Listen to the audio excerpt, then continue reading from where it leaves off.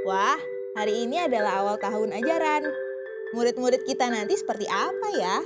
Saya agak cemas Bu di tahun ajaran ini.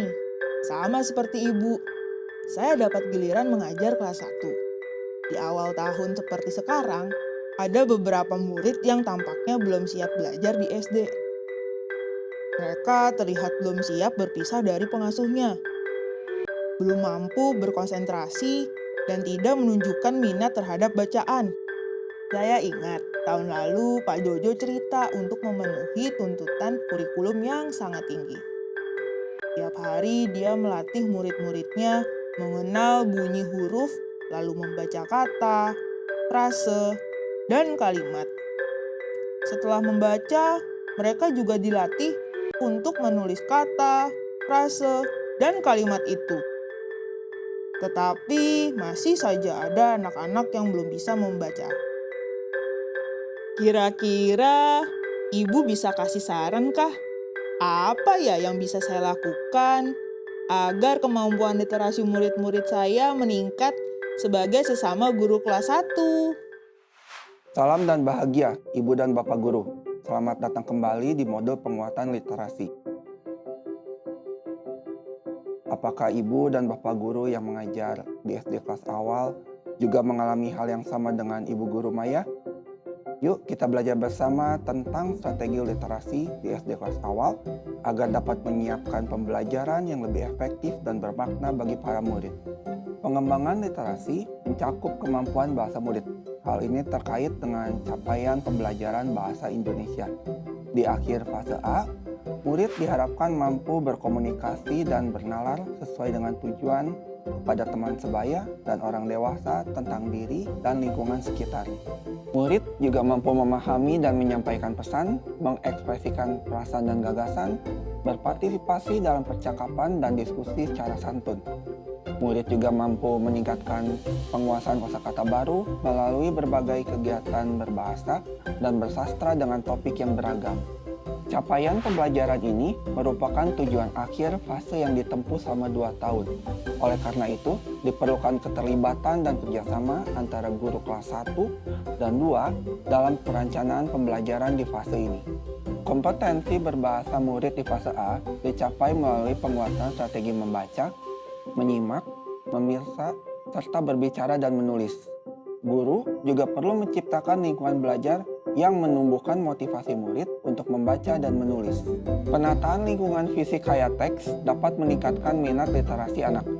Tapi, pembahasan lebih lanjut tentang hal itu akan kita bahas di materi selanjutnya ya. Penumbuhan minat membaca dan menulis dapat dilakukan melalui aktivitas bercerita, mendongeng dengan beragam media, misalnya boneka jari, wayang, dan peraga lainnya yang khas daerah, berdiskusi tentang buku melibatkan penulis dan ilustrator buku. Perbendaharaan kosakata murid juga dikembangkan dengan pembelajaran melalui lagu dalam bahasa ibu dan juga bahasa nasional, yang liriknya sesuai dengan pemahamannya. Murid perlu dipajangkan dengan buku-buku yang menarik dan sesuai dengan kemampuan membacanya. Buku-buku ini perlu tersedia di perpustakaan sekolah dan pojok baca kelas. Murid dapat memilih buku yang dia suka, lalu diberi jangka waktu untuk membaca. Secara berkala, murid meminjam buku untuk dibawa ke rumah. Guru dapat menitipkan pesan kepada orang tua murid SD kelas awal untuk membacakan buku tersebut atau membacanya bersama-sama dengan putra-putri mereka. Program untuk menumbuhkan minat membaca ini perlu dilengkapi dengan strategi untuk meningkatkan kecakapan membaca dan berpikir melalui buku bacaan. Saat ini telah tersedia buku-buku pengayaan yang melengkapi buku teks pelajaran. Berikut ini adalah contoh pemanfaatan buku pengayaan untuk meningkatkan kecakapan membaca awal. Nah, bagaimana cerita Jarik Adik yang Ibu bacakan tadi? Kalian suka? Suka, Bu! Ibu punya sesuatu yang istimewa di poster. Hari ini, Ibu mau mengenalkan cara menggunakan kotak huruf. Tadi Ibu ingat, di cerita ada Slamet. Slamet dimulai dengan bunyi S atau huruf S. Berarti Ibu bisa tulis Slamet di kotak S. Coba, siapa lagi yang ingat? Ada apa lagi dalam cerita Jarik Adik? Ada adik. Adik, bunyi awalnya apa ya Sika? Ada yang bisa bantu Sika? Bu. Kawa dan Sika boleh maju untuk bantu ibu mengisi kotaknya ya.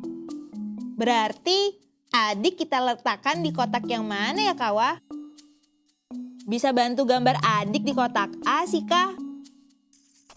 Siapa lagi yang tahu?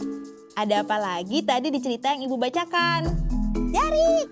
Jarik bunyi awalnya apa Mon? J.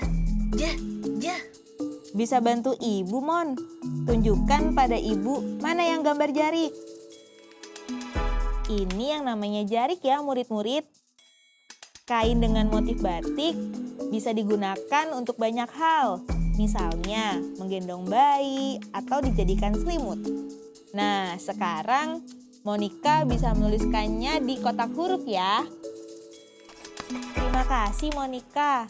Siapa lagi mau coba? Terima kasih sudah bantu ibu mengingatkan kembali tentang cerita Jarik Adik ya murid-murid.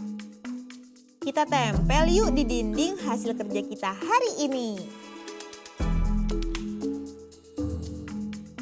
Nah, gimana? Seru tadi cerita kerauk-kerauknya? Lucu banget, Pak. Sekarang yuk kita pilih 2 kata yang paling diingat. Bapak pilih kata berlatih dan kerupuk. Bapak pilih 2 kata itu karena tokoh aku selalu berlatih makan kerupuk dimanapun dan kapanpun. Sekarang Bapak bagikan kertas yang berisi kolom 2 kata ya. Kalian boleh pilih 2 kata yang menurut kalian paling mewakili cerita.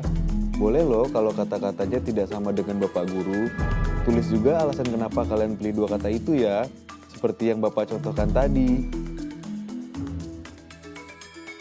Terima kasih telah bantu Bapak memilih kata-kata penting dari buku Krauk-Krauk ya murid-murid. Kita baca satu-satu ya hasil kerja kalian. Seperti yang telah disebutkan sebelumnya, kegiatan untuk meningkatkan kecakapan literasi, baca dan tulis perlu dilakukan dengan memperkenalkan kosakata pada konteksnya, menggunakan media gambar pada buku pengayaan. Dengan demikian, murid pun tumbuh minatnya terhadap kegiatan membaca untuk kesenangan. Lebih jauh tentang kegiatan membaca untuk kesenangan, Bapak dan Ibu dapat mengupayakannya dengan menata lingkungan kelas. Untuk mengetahui berbagai strategi yang bisa dihidupkan dengan memberdayakan lingkungan, Ibu Bapak bisa mempelajari di materi menata lingkungan fisik kayak teks di SD. Bagaimana Ibu dan Bapak Guru? Pasti Ibu dan Bapak sudah tidak sabar untuk mengaplikasikan berbagai strategi penguatan literasi di kelas masing-masing. Tapi bagaimana ya cara mengukur apakah strategi yang kita lakukan sudah cukup efektif atau belum untuk membantu masing-masing anak sesuai kebutuhan belajar mereka? Sampai jumpa lagi. Salam dan bahagia Ibu dan Bapak Guru.